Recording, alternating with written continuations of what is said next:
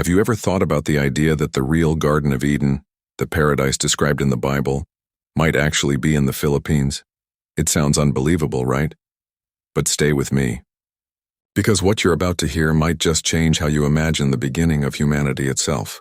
For centuries, scholars, explorers, and religious teachers have tried to locate the Garden of Eden. Most believed it was somewhere in the Middle East. After all, the book of Genesis mentions the Tigris and Euphrates rivers, both of which still exist today in modern-day Iraq. That led most people to assume Eden had to be somewhere around that region, a land of deserts and stone. But what if we've been searching in the wrong place all along? Cut to lush tropical footage, waterfalls, rainforests, white sand beaches. What if the true paradise wasn't surrounded by sand, but by water? What if Eden wasn't a desert oasis, but a tropical archipelago overflowing with life? Some modern thinkers and researchers have proposed a bold idea that the real Garden of Eden might actually be in the Philippines. Yes, the Philippines, a nation made up of more than 7,000 islands, rich in forests, rivers, mountains, and marine life. A land where everything grows, where life flourishes, and where beauty seems endless. A paradise that matches Genesis. If we look at the description of Eden in Genesis, it's a place of abundance. A garden filled with every plant, every animal, and rivers that give life to the land. Now picture the Philippines. Thick green forests filled with birds singing in the trees. Tropical parrots, hornbills, and kingfishers flashing colors through the air. Beneath the sea, coral reefs glowing like underwater rainbows, turtles gliding gracefully, and fish of every imaginable color. The Philippines is recognized by scientists as one of the world's biodiversity hotspots. In fact, more than 5% of all known plant and animal species live here, and many exist nowhere else on Earth. Doesn't that sound exactly like a living, breathing paradise? Rivers of Life. Genesis says Eden was watered by 4 great rivers: the Pishon, the Gihon, the Tigris, and the Euphrates. While those names are ancient, the Philippines also has 4 mighty rivers that sustain life across the islands: the Cagayan, Agusan, Pampanga, and Rio Grande de Mindanao. Could these be the same rivers renamed over thousands of years? It's impossible to say for sure, but the parallel is fascinating. And remember, Genesis says Eden was located in the east. From the point of view of ancient Israel, the Philippines lies exactly in that direction, far across the seas to the east, the land of gold and beauty. Genesis also describes Eden as a place rich with gold, onyx, and bdellium, a fragrant resin. The Philippines is one of the world's leading producers of gold. Onyx is also found here, and while bdellium doesn't grow naturally in the islands, the Philippines produces other resins that smell strikingly similar. Coincidence? Maybe, but it's hard to ignore how perfectly these details line up.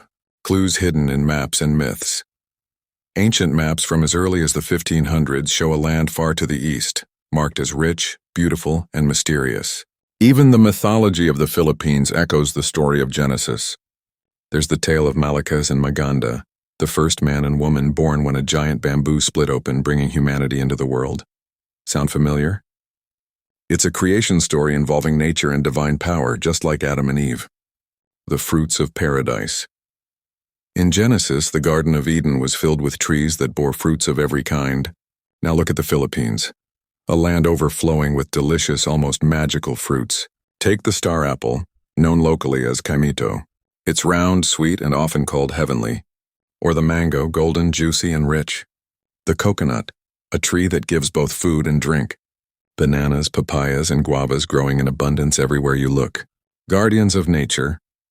Beyond the beauty of the land itself, the Filipino people have always shared a deep respect for nature. Long before modern religions arrived, ancient Filipinos believed that spirits lived in trees, rivers, and mountains. Even today, many communities follow traditions that honor the land, planting trees, protecting waters, and living in balance.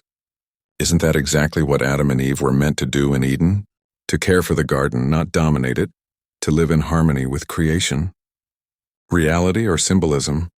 So, does all this mean the Garden of Eden was truly in the Philippines? We may never know for sure. Some scholars believe Eden was a literal place, a lost paradise that once existed on Earth. Others think it's purely symbolic, a poetic story about humanity's innocence and connection with nature.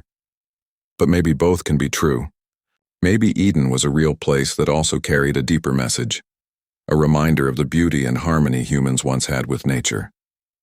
The living paradise. Whether or not the Philippines is the true Garden of Eden, one thing is certain: it's a land that embodies the very essence of paradise. Its landscapes, its people, and its spirit remind us that Eden is not just a place on a map.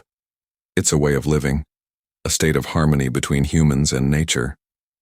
Maybe paradise was never lost. Maybe it's been here all along, hidden in plain sight. So what do you think? Could the Philippines really be the real Garden of Eden? Stay curious, stay exploring. And remember, sometimes the greatest mysteries are the ones that remind us how beautiful our world already is.